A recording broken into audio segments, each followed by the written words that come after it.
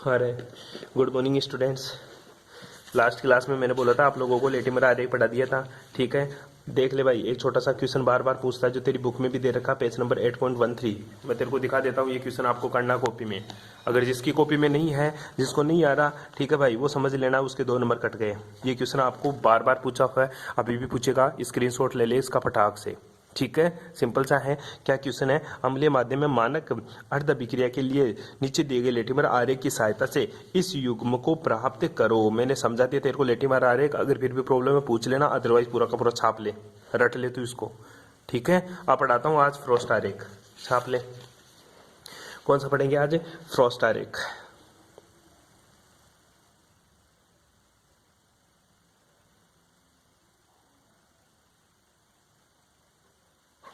ये लेटिमर आरेख का ही भाई है। कौन सा? फ्रॉस्ट आरेख, ठीक है। लिख ले फ्रॉस्ट आरेख, सबसे पहले हेडिंग लगा ले। आजा, थोड़ी बहुत इसकी थ्योरी लिख लेते हैं। तेरे को जो थ्योरी है वो कहाँ से कॉपी करनी है वो तेरे को मैं नहीं बता रहा, लेकिन तेरे को पता चल जाएगा कि सर कॉपी कहाँ से करवा रहे हैं।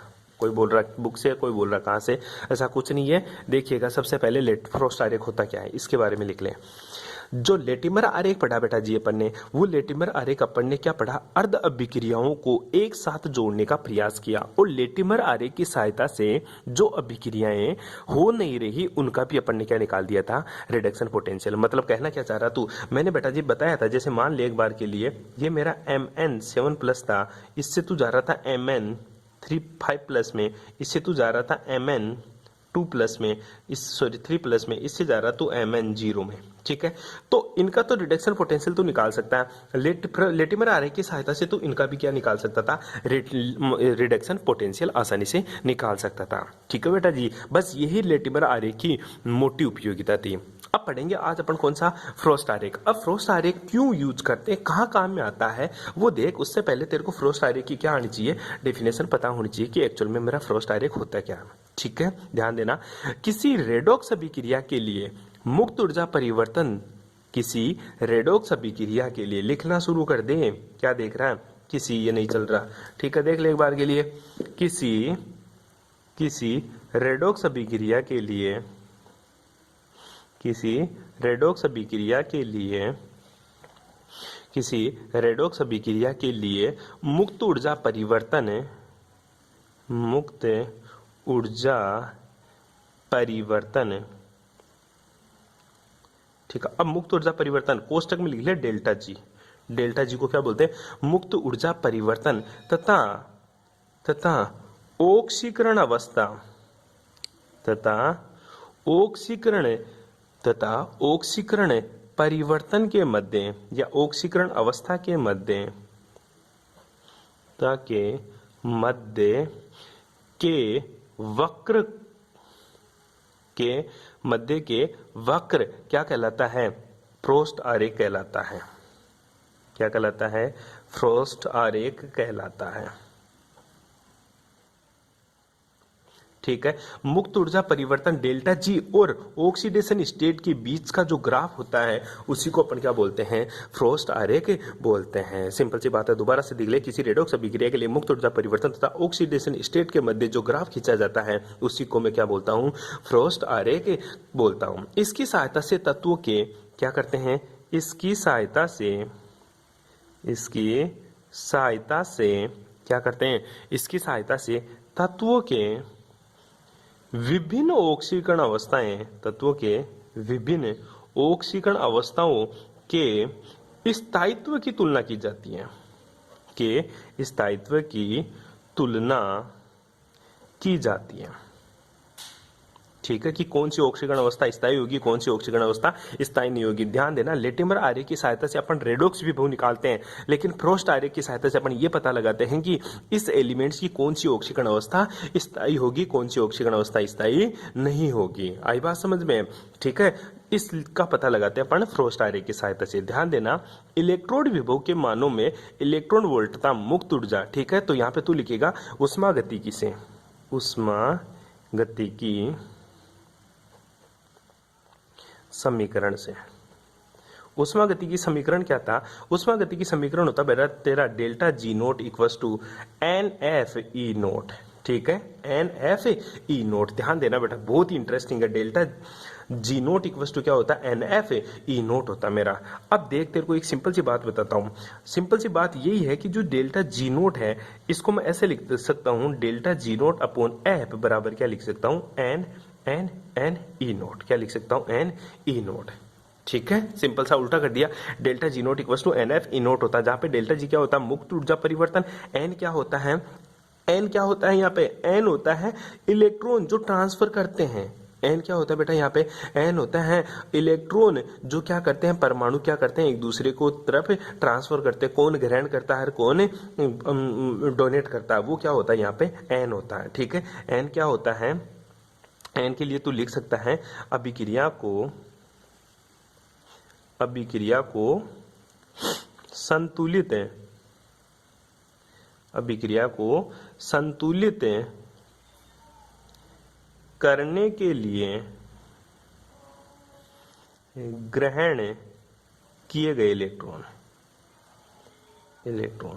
ठीक है, एन क्या होता है, अभिक्रिया को संतुलित करने के लिए ग्रहण किए गए क्या होते हैं, इलेक्ट्रॉन होता है। एफ क्या होता है, फेराडे कांस्टेंट होता है। ई क्या होता है, इलेक्ट्रोड विभव होता है। सबके नाम लिखिएगा, मुक्त ऊर्जा परिवर्तन, इलेक्ट्रोड जो ग्रहण करे जाते हैं, एफ फेराडे कांस्टेंट, ई क्या होता है मेरा, क्या होता है मेरा, विभव होता है, इलेक्ट्रोड विभव होता है। ठीक है, मैंने क्या किया, एफ को इधर ले गया, एन ई नोट लगा दिया। आई बात समझ में, अभी तक इतना ही कारनामा किया मैंने। ठीक है, अब देख फ्रोस्ट आरेख या ऑक्सीकरण अवस्था चित्र बनाने की विधि लिखना है तेरे को। फ्रोस्ट आरेख बनाने की विधि, कैसे फ्रोस्ट आरेख बनाते हैं, फ्रोस्ट आरेख बनाने की विधि। ठीक है, इसके पॉइंट से बहुत सारे, कैसे कैसे फ्रोस्ट आरेख खींचेंगे वो देख ले। पहला पॉइंट ये है, ये पॉइंट है, शून्य ऑक्सीकरण अवस्था पर सभी तत्वों की मुक्त ऊर्जा शून्य मानते हैं। ठीक है, शून्य ऑक्सीकरण अवस्था पर, ठीक है, कि कौन सी ऑक्सीकरण अवस्था पर, शून्य ऑक्सीकरण अवस्था पर सभी तत्वों की मुक्त ऊर्जा परिवर्तन, मुक्त ऊर्जा परिवर्तन क्या है, डेल्टा जी नोट क्या है, शून्य होती है। ठीक है, शून्य होती है। आई बात समझ में। दूसरा पॉइंट लिखा, दूसरा पॉइंट ये है, समीकरण के अनुसार प्रत्येक रेडॉक्स अभिक्रिया के लिए जो मुक्त ऊर्जा परिवर्तन की गणना करते हैं ना, उससे अभिक्रिया ई नोट को जेड से गुणा करके प्राप्त करते हैं। तो मोटी सी बात समझ ले गुरुजी, जो मेरे पास ई नोट की मान निकालना है ना, ई नोट, ठीक है, वो कैसे निकालेंगे, मतलब delta G naught upon F किसके बराबर होता है, एन ई नोट के बराबर होता है। ठीक है, तो तू क्या लिखेगा, मुक्त ऊर्जा परिवर्तन है, मुक्त ऊर्जा परिवर्तन, मुक्त ऊर्जा परिवर्तन कैसे निकालेंगे, मुक्त ऊर्जा परिवर्तन किसी भी अभिक्रिया के लिए, किसी भी अभिक्रिया के लिए, किसी भी अर्ध अभिक्रिया लगा लेना यहाँ पे, किसी भी अर्ध अभिक्रिया के लिए, ध्यान देना, मुक्त ऊर्जा परिवर्तन किसी भी अर्ध अभिक्रिया के लिए कैसे निकालेंगे, कैसे निकालेंगे, मुक्त ऊर्जा परिवर्तन किसी भी अर्ध अभिक्रिया के लिए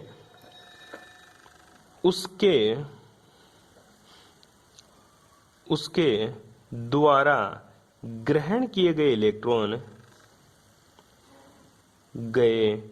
इलेक्ट्रॉन तथा अपचयन विभव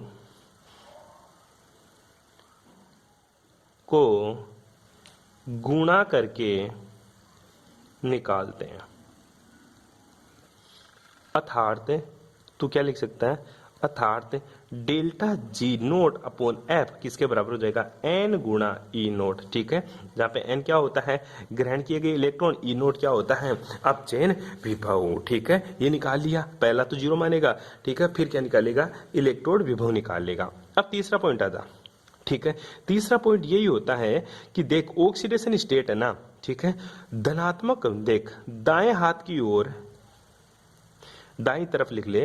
ठीक है, शून्य से दाईं तरफ लिख ले एक बार के लिए। तीसरा, ठीक है, शून्य मतलब जीरो से, शून्य से दाईं ओर धनात्मक ऑक्सीकरण अवस्था, धनात्मक ऑक्सीकरण अवस्था तथा बाईं ओर ऋणात्मक ऑक्सीकरण अवस्था लिखी जाती है। ठीक है बेटा, ये इंपॉर्टेंट बात है। ऋणात्मक ऑक्सीकरण अवस्था शून्य के बाईं ओर, धनात्मक ऑक्सीकरण अवस्था शून्य के दाईं ओर लिखा जाता है। आई बात समझ में। अब तीसरा चौथा पॉइंट लेके, ठीक है, शून्य ऑक्सीकरण विभव से, शून्य अपचयन विभव से ऊपर की ओर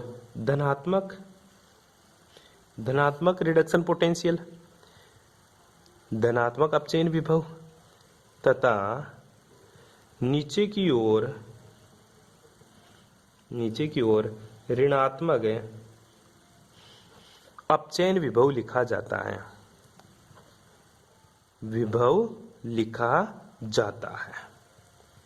ठीक है, ध्यान दे लेना, छोटी छोटी बातें हैं और कुछ ही नहीं है।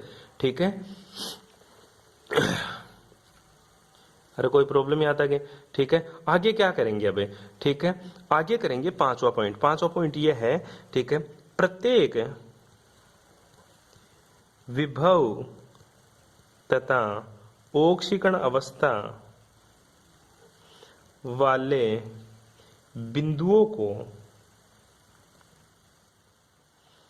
दर्शाते हैं। ठीक है, मतलब ऑक्सीडेशन अवस्था और जो तेरा प्रत्येक विभव और ऑक्सीकरण अवस्था के ऊपर जो बिंदु मिलेगा उसको क्या करेंगे अपन? दर्शाएंगे। और छठा पॉइंट है, सभी बिंदुओं को, सभी अपचयन विभव वाले बिंदुओं को आपस में मिलाते हैं। क्या करेंगे? आपस में मिलाते हैं। बस ये कारनामा करना तेरे को। अब ग्राफ खींच के दिखाता हूं मैं तेरे को। एग्जांपल ले ले, किसका? ऑक्सीजन का। ठीक है, एग्जांपल किसका लेंगे? ऑक्सीजन का। यहाँ पे नोट लगा लेना, एक छोटा सा नोट लिख लेना। नोट क्या है? नोट ये है कि फ्रोस्ट आरेख का निर्माण, फ्रोस्ट आरेख का निर्माण हमेशा लेटिमर आरेख के द्वारा किया जाता है। किसके द्वारा? लेटिमर आरेख के द्वारा किया जाता है। ठीक है, कहना क्या चाह रहा है? फ्रोस्ट आरेख हमेशा तभी बनेगा जब तेरे को पहले लेटिमर आरेख पता होगा। फ्रोस्ट आरेख कब बनेगा? जब मेरे को सर क्या पता होगा? लेटिमर आरेख पता होगा। इंपॉर्टेंट है, बस तेरे को फ्रोस्ट आरेख बनाना आना चाहिए।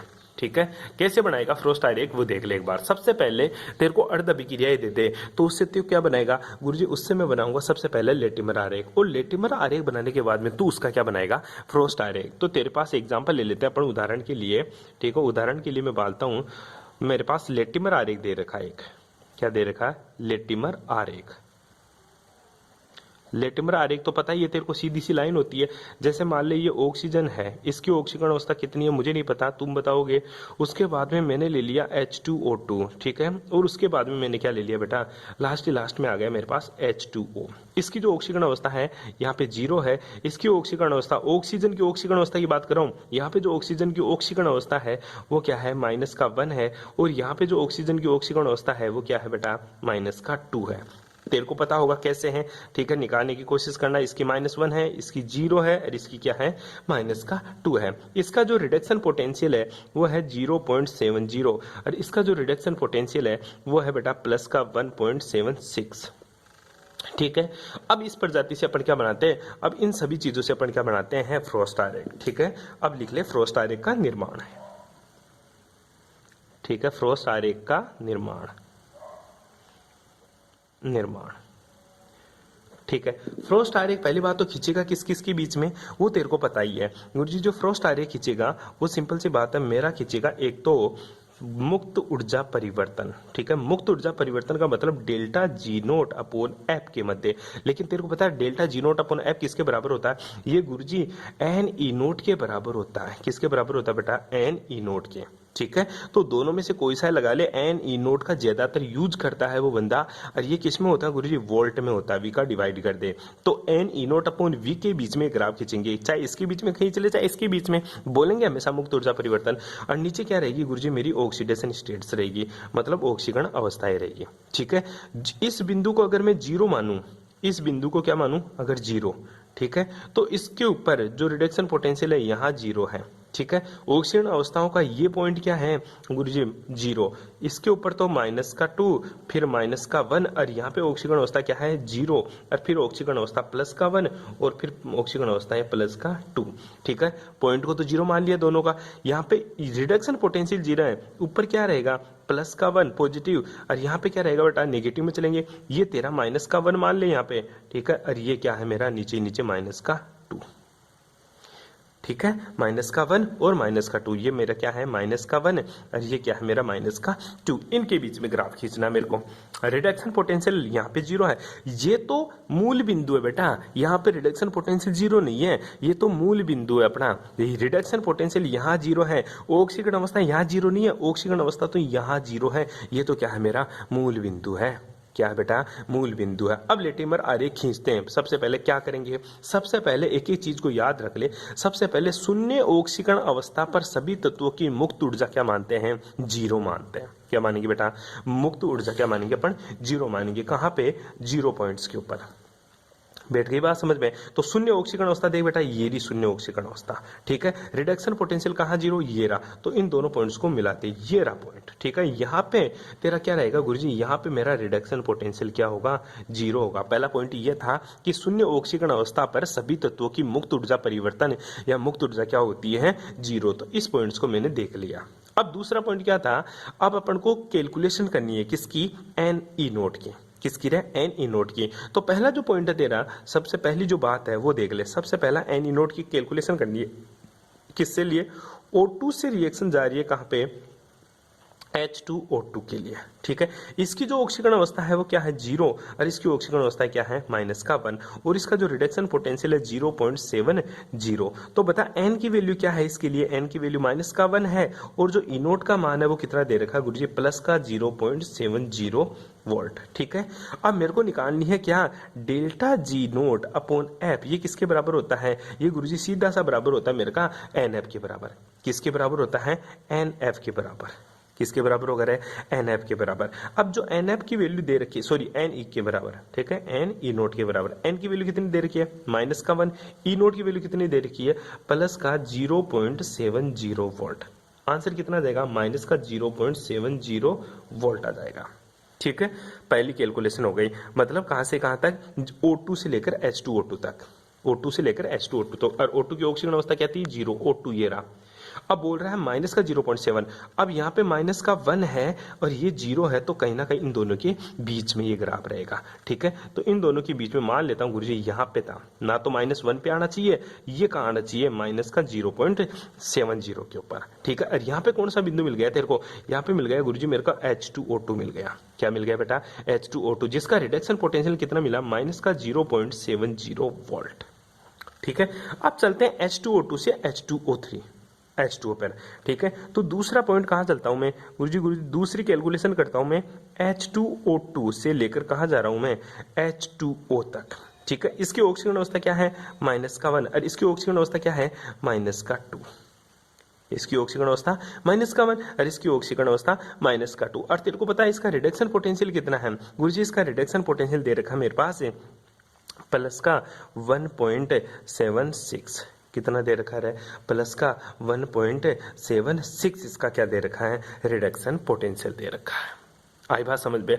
अब देख इसकी ऑक्सीजन अवस्था -1 है, इसकी ऑक्सीजन अवस्था -2 है, तो तू इसको कैसे कैलकुलेट करेगा गुरुजी, इसको कैलकुलेट नहीं कर सकते हैं। क्यों, क्योंकि अगर इसकी ऑक्सीजन अवस्था 0 थी और इसकी ऑक्सीजन अवस्था -2 है, तो मैं इसका डिफरेंस ले लेता डायरेक्ट, एक 0 है तो दूसरा -1 है, ठीक है। तो दोनों के बीच का डिफरेंस कितना हो जाता, इसकी ऑक्सीजन अवस्था का डिफरेंस आ जाता गुरुजी -2, लेकिन -1 और -2 का डिफरेंस अपन ऑक्सीजन अवस्था में नहीं ले सकते हैं। तो फिर क्या करें इसके लिए, फिर तेरे को 0 से स्टार्ट होना पड़ेगा। कैसे कि इसका ऑक्सीडेशन रिडक्शन पोटेंशियल निकालने के लिए O2 से तेरे को सबसे पहले जाना पड़ेगा H2O2 के पास, ठीक है, जिसकी ऑक्सीजन अवस्था 0 थी और इसकी क्या है -1, ठीक है। इसका रिडक्शन पोटेंशियल 0.76।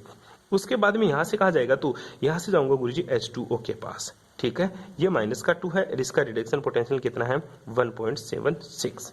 तो याद कर फ्रोस्ट आरेख में, लेटिमर आरेख में अपन ने इन दोनों को डायरेक्ट जाने का तरीका सीखा था, ठीक है। यहाँ से यहाँ जाने के लिए क्या किया था तूने, यहाँ से यहाँ जाने के लिए गुरुजी जो E नोट का मान था ना वो निकालना सीखा था मैंने। 1/n कोष्टक में N1 E1 प्लस का N2E2 याद है ये थोड़ा सा, ठीक है। तो ई नोट कैसे निकालेगा, 1/n, यहां से यहां तक की वैल्यू कितनी 1/2 गुरुजी, ठीक है। एन का मान कितना था 0 से लेकर 2 तक, ठीक है, तो 2। अब देख इन दोनों के बीच का रिडक्शन पोटेंशियल क्या आएगा गुरुजी, ये इसकी ऑक्सीकरण अवस्था यहां से यहां तक गया तो कितना आया तेरे पास, एक ऑक्सीकरण अवस्था यहां से यहां तक गई, ठीक है। तो एक का परिवर्तन हुआ, चाहे वो माइनस में हो चाहे प्लस में हो, यहाँ माइनस प्लस का चक्कर नहीं पड़ना चाहिए अपने, ठीक है। तो ये तो गुरुजी एक गुणा क्या था 70.70, ठीक है, प्लस से दूसरा कितना, वही एक का डिफरेंस है और 1.76, दोनों को गुणा कर दे, जोड़ दे, तो दोनों को गुणा करके जोड़ेंगे तो इसका आंसर कितना आएगा 1/2 कोष्टक में 0.70, ठीक है। फिर क्या आ जाएगा प्लस में 1.76, ई नोट निकाल रहे हैं सबसे पहले। जब इन दोनों को जोड़कर तो आंसर निकालेगा तो क्या आएगा, देखिएगा एक बार के लिए छोटा सा, इसको यहीं रखिएगा। ये अपने पास आया, सबसे पहले इसको अपन ने ई नोट निकाला, क्योंकि यहाँ से यहाँ जाना डायरेक्ट 0 से स्टार्ट करना होता है हर चीज, ठीक है, क्योंकि अपन ने यहाँ पे 0 माना है, ठीक है। यहाँ पे अपन ने जो ग्राफ है वो 0 से स्टार्ट हो रहा है, तो अपन कहाँ से चलेंगे 0 से, तो ई नोट निकालेंगे O2 से H2O तक, ठीक है।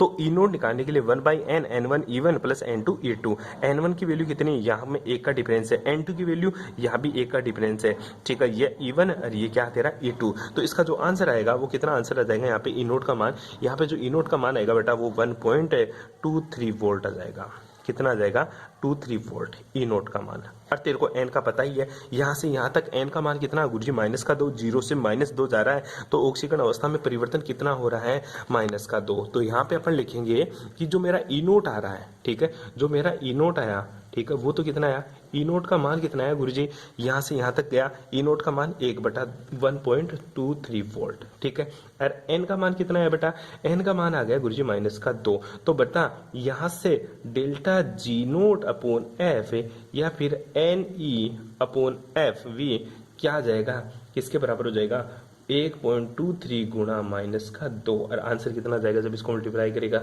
-2.46 वोल्ट, इसका आंसर आ जाएगा। आई बात समझ में, ठीक है। अब आजा -2.46 है, ये -2 और -2.46 है, तो कहाँ आंसर आना चाहिए गुरुजी -2 के बाद में, ठीक है। और ऑक्सीकरण अवस्था कहाँ पे -2, पहले ऑक्सीकरण अवस्था -1 थी, ये भी ध्यान में रखना होता है। अब -2 के ऊपर वैल्यू कहाँ आएगी वो देख ले, इससे जस्ट थोड़ा सा ऊपर, तो ये इलेक्ट्रोड यहाँ आ जाएगा, ये तेरा इलेक्ट्रोड विभव, ठीक है, कितना आ जाएगा -2.46, और ये ऑक्सीकरण अवस्था 2 के ऊपर, ये ऑक्सीकरण अवस्था 2 के ऊपर, यही तेरा क्या है, ये किसकी वैल्यू आ गई यहाँ पे जो वैल्यू आई गुरुजी वो मेरी लास्ट वाली इक्वेशन क्या आ गई, किसकी H2O की, ठीक है। ये तेरा फ्रोस्ट आरेख बनकर तैयार हो जाता है इस तरह से, अरे बना लेगा फ्रोस्ट आरेख, इजी से था, ठीक है, सिंपल सी थी। अब आगे नेक्स्ट क्लास में बात करेंगे अपन फ्रोस्ट आरेख के क्या क्या उपयोग है और फ्रोस्ट आरेख की क्या उपयोगिता है वो देखेंगे, ठीक है। Thanks for cooperation.